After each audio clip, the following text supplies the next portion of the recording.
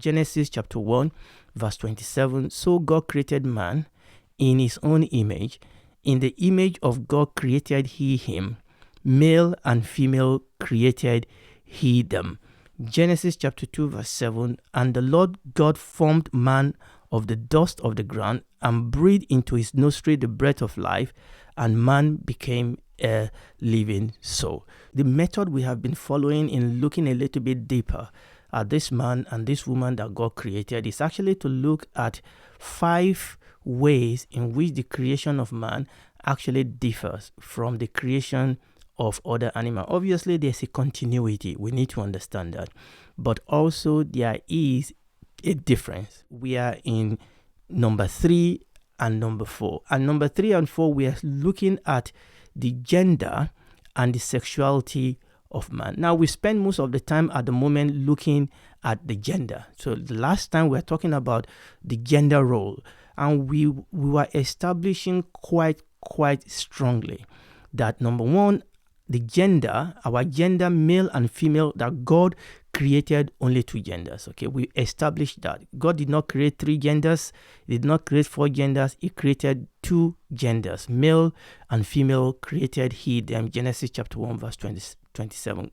There is no confusion. There is no confusion in the scripture. God created 2 genders, and that on earth God has created us to live as male and female. But we have established that this gender identity only relates to our physical body and our physical existence on earth. Our soul and our spirit, both of which are made out of spiritual material, do not have gender. Okay, and we read that before. There is no gender. And we were looking at the role. The fact is that God created us male and female because of the role that God wants us to play in establishing His purpose and is establishing His plan upon the earth. And that God has created both gender to complement each other and not to compete. God created both genders to complement each other, and that is not a question of superiority. It's not a question of one gender being more competent than the other gender. It is that God has created the 2 genders so that the role, so that the purpose and the will of God can be fulfilled through both of them cooperating together. And we are going to go into that a little bit more today. The one gender cannot say to another gender, I don't need you. Okay, if the male actually shut down the woman and shut down their creativity, that would be a great mistake. The same way, if the woman decide to pull down the man, that will also be a great mistake. God has created both gender so that we can actually complement one another, not compete with one another. So today, the last time we were looking at ways in which each one of those roles play. But today we are going to see the way the genders complement one another. So we are going to go and read a story in the book of Genesis chapter 2 again. Now, before I read Genesis chapter 2, let me just tell us something about the record of the creation story in the book of Genesis chapter 1 and Genesis chapter 2. You will notice that story was actually repeated twice or repeated once. So the real story was in Genesis chapter 1. That is when we get the story of creation. But then when we go to Genesis chapter 2, there is a retelling of the story. And it is important for us to understand how this works. So we read the story in Genesis chapter 1. But then what happened in Genesis chapter 2 is that God then fill in the gap for us. So that is very, very important. So like, for example, God said, let us create man in our own image and after our own likeness. And then God went on and created humanity, male and female. He created them, and then God gave them dominion. What we didn't know in Genesis chapter 1 was the process by which God actually created them male and female. And that information was fed in for us in Genesis chapter 2. So understand that, because we are going to need that understanding today. So let's read Genesis chapter 2. We read verse 18 for us. And the Lord God said, it is not good. Notice that. It is not good that the man should be alone. I will make him an help meet for him. Notice that also. Help meet for him. Verse 20. And Adam, that was when God brought all the animals to Adam. And Adam gave name to all cattle and to the fowls of the air and to every beast of the field. But for Adam there was not found an helpmeet for him. And the Lord caused a deep sleep to fall upon Adam, and he slept. And the Lord took out of his ribs and closed up the flesh instead. And the rib which the Lord God has taken from man made he a woman, and brought her to the man. Now I'm going to read that verse 20 in the Amplified Classic. Let's read that in Amplified Classic, just verse 20. And Adam gave names to all the livestock, and to the birds of the air, and to every wild beast of the field. But for Adam there was not found a helper mate. Now, Amplified tell us what that means. A helper means, or a suitable, adapted, complementary for him. So, but for Adam there was not found a helper, a helper mate, suitable, adapted, and complementary for him. And this is what we want to look at today. Now, it's interesting if I go back to what we said before. God created man in a very peculiar way. He formed his body, he breathed into him the breath of life. But even then, God, in his sovereignty, in his purpose and plan, decided, rather than create the two bodies and breathe into both of them, he created the man first, and then pull the woman out of the man. That does not make the man more superior to the woman. That does not make the man more competent than the woman. The creation of man first is not about man, the gender. It is because what is happening now, like I said a moment ago, is actually a type and a shadow of what was going to happen in the future. What we are seeing here is actually a mystery that is pointing towards something that is going to happen in the future. So it is very, very important for us to understand that nothing in the creation account make the male gender any more superior or any more competent than the female gender. And the fact that God made them male and female is because of the role that God wants them to play together in fulfilling his purpose and his plan for humanity concerning what he was doing. And that is really, really very important. And that this gender role is actually limited to the physical realm, to this physical existence, that when we check out of here and we go and spend eternity with him in the new heaven and the new earth, there will be no male, there will be no female. So the maleness needs the femaleness. The male needs the female needs the male. None of them on his own can fulfill the purpose of God for humanity. That the image of God in man is actually composed in both the maleness or the femaleness. Now, we want to take a quick look at what we read, because I want us to see how God has created man and woman to complement each other. So the Bible says that God made the woman a helpmeet for him.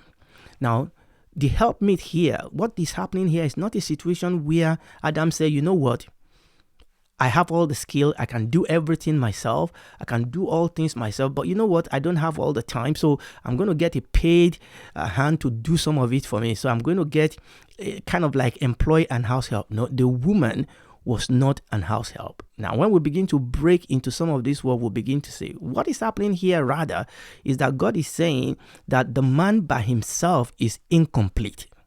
The man by himself is ineffective. The man by himself is inefficient. That man by himself cannot fulfill the purpose and the plan of God for humanity. That man needs help. So this is very, very important. So when we go and look at that word help, because this is where that Amplified Classic comes to our head here.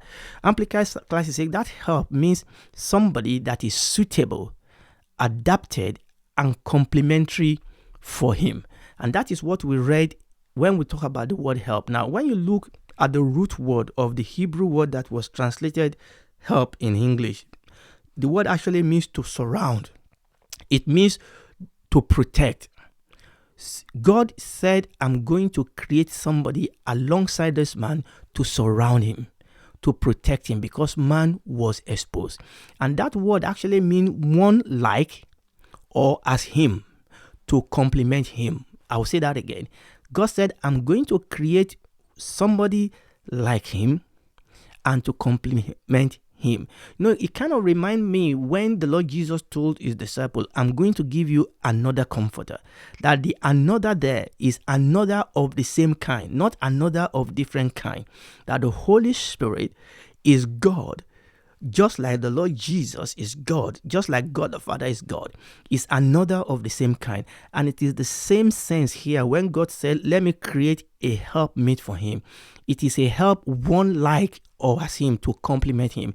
Not somebody, not a help that is superior to him, not a help that is inferior to him, but a help that is just like him, that will come and complement him. And that was why when we read 1 Peter chapter 3, verse 7, you remember we read 1 Peter chapter 3, verse 7, when the Lord was talking about the man should dwell with his wife according to knowledge. Yes, understanding what we understood in our last teaching, that we have different body and we have different sexual characters, different physical character, but that should not make us think that that woman is any inferior. No, the Bible says we should dwell with them according to knowledge, and that we should honor them because they are here together of the grace of life with the man. So we need to understand that this is what is happening here, that this woman that God has created to come and help the man is not superior to the man, neither is she inferior to the man. Is a help that is just like him, as him, that God has created to complement him. Praise the Lord. Now let's go back. Let's talk about this good and not good, because this is really quite interesting here. Let's talk about this. It is good, it is not good. So let's go back to that Genesis chapter 2 verse 18. Genesis chapter 2 verse 18. And the Lord God said, it is not good. What? The Lord God said, it is not good that the man should be alone. I will make him an help meet for him. God said, it is not good. Now, in this story, in this unfolding story, this is the first time we will hear this word, it is not good. This is the first time we are hearing it in this storyline. Okay, up till now, everything that God created has been good. God will create and God will sit back and God will assess what has been created. It will reflect on what has been created and it will say, and the Lord saw that it is good. And that word good means pleasant, delightful, useful, beneficial. It's like God is looking at what is creating and is looking forward and said, yes, that is pleasant. Yes, that is delightful. Yes, that is useful. Yes, that is beneficial. And that is what God has always said. After he created, after each day of creation, I think apart from the second day of creation, God always said, it is good. It is good. It is good. But the Bible says that God created Adam, formed his body, breathed into into that body the breath of life, and then came this word, it is not good. Remember that when you slot chapter 2 into chapter 1, which is why I told you that in the beginning, this was before the end where God, the Bible says, God, male and female created Eden and God gave them dominion. It was before that, it was after the creation of Adam himself as a man, and then God giving both of them dominion, that this happened. God said, it is not good. This is the first time that the Bible will say it is not good. And it is important that we understand that. Now let's read Genesis chapter 1. Let's read Genesis chapter 1. So God created man in his own image, and in the image of God created he him. Male and female created he them. So what we are seeing here, that is Genesis chapter 1 verse 27. So what we're seeing here is after God has corrected what is not good. So God created man in his own image. In the image of God created he him. Male and female, God created them. And verse 31 says, and God saw everything he has created. Now listen to this. And God saw everything that he has made, and behold, it was very good. And the evening and the morning, the sixth day. So good, good, good, 6 times. and then it is not good. And then it is very good. So when God actually created both the male and the female, the crown jewel of his creation, the Bible says God saw that everything that he created was very good. That word very there is very, very important, because that word very there in the original Hebrew actually means vehemently, wholly, speedily. So when God created the man first, God said it is not good. In other words, the man will not be able to fulfill his purpose. I'm talking about the fact that God created the gender to be complementary. Good means useful, beneficial, pleasant, delightful, will fulfill purpose. No, God said the man by himself is not very good. And God made a helpmate. Remember what we said, somebody asked him to complement him. And that word very, and God looked at it. God looked before the woman was created alongside him. So that was not very good. But the woman was created alongside him, and God said, this is very good. This is very good. You know, it just like, it reminds me of, it's like a teacher that is marking the paper of a student who is very bright, and he begins to mark that's good, that's good, that's good, that's good, that's good. And he came to up to people and said, no, that's not very good. And then that is corrected, and he said, that is very good. And that is exactly what we see happening here in the creation of woman. And when God said very good, remember what is very good is not the man, it's not the woman. It is everything that God has created, now crowned by the creation of humanity, by the creation of the man and the woman. This unit that God has created, yes, different physical structure, yes, different sexual characteristics, yes, different temperaments, yes, in their physical body, in their physical existence, yes, but by their complementary together in the work of the Creator, God said this is very good. Everything perfect in its kind, so that every creature might reach the goal appointed by the Creator and accomplish the purpose of his existence. And this is very, very important. God said it is very good. Now, before we round up today, I still want to look a little bit at the implication of that word very good. And this is a point that we have dealt with in the past. The fact that God said after he completed the creation that everything is good, good, good, good, and he finished everything, and he said it is very good.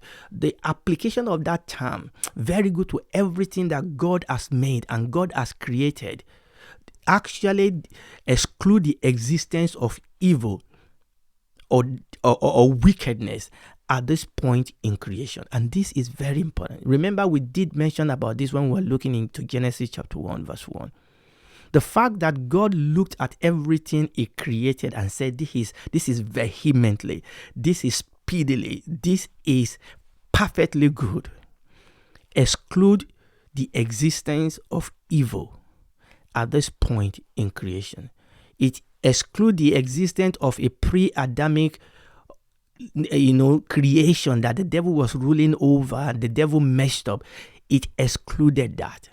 Okay, it excluded that. The hypothesis that the 6-day creation was merely God subduing the ungodly evil principle which was already in force is totally excluded. Because if there was darkness, if there was evil, if there was wickedness at this particular point in time, God could not have said it is very good.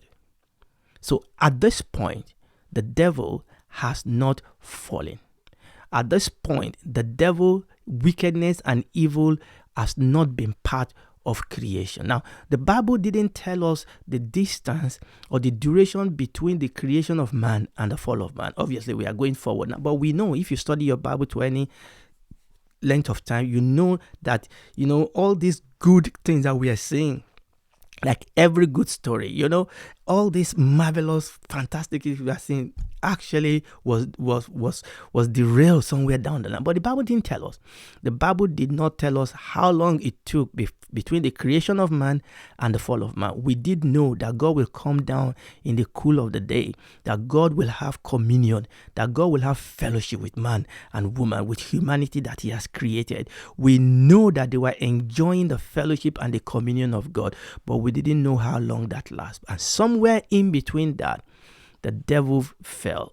Lucifer, his heart was lifted in him with pride, and he fell.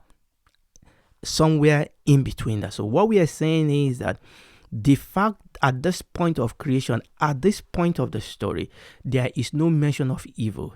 At this point in the story, there is no mention of wickedness.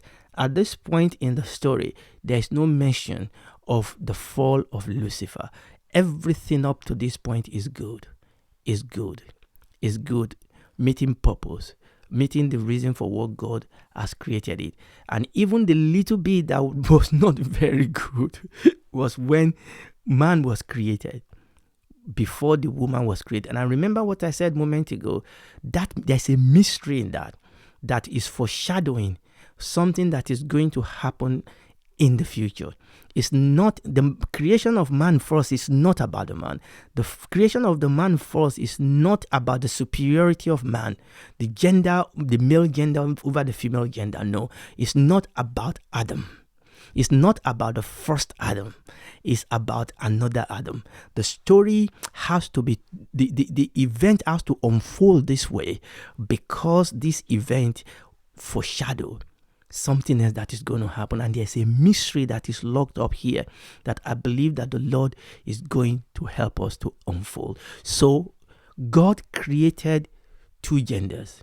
Okay, yes, they are different in their physique, they are different in their temperament, like we saw in previous teaching. They are different in their sexual character. They are different sometimes. They are different in their physical build, but they are the same in their spirit. They are the same in their soul. More importantly, they are to work as one in the purpose and in the plan for which God has created them. Praise the Lord. Well, this is exciting. Hallelujah. And if you are listening to me today, I want you to know that yes, this world, this good world that God created, something went horribly wrong. And that evil and wickedness has been passed down. And this whole system is under judgment. But God so loved the world that he gave his only begotten son. This world is sinking, but there is a Savior. There is somebody that has come to rescue us. He has provided a way out, but you have to admit that you are a sinner, that you are a rebel, that you need his help. You have to reach out to receive that which he has provided. And that is why I'm asking you today, accept him. Go to him, kneel down on your feet, cry out to him, do what you need to do. Tell him that you need him, you need help. Accept that which he has created, believe in him. Receive him as the Holy Spirit convicts you. Accept him, believe in him, confess him as your Lord and Savior. Receive him as your Lord and Savior. And when you do that, something will change right on the inside. That inside, not in your body, right on the inside of you. You will become a child of God, a daughter, a son of God. You will become a member of his family, a member of the citizen of his kingdom. You will walk the rest of your life on earth with you. And when this is all over, you will spend eternity with him in the new heaven and the new earth.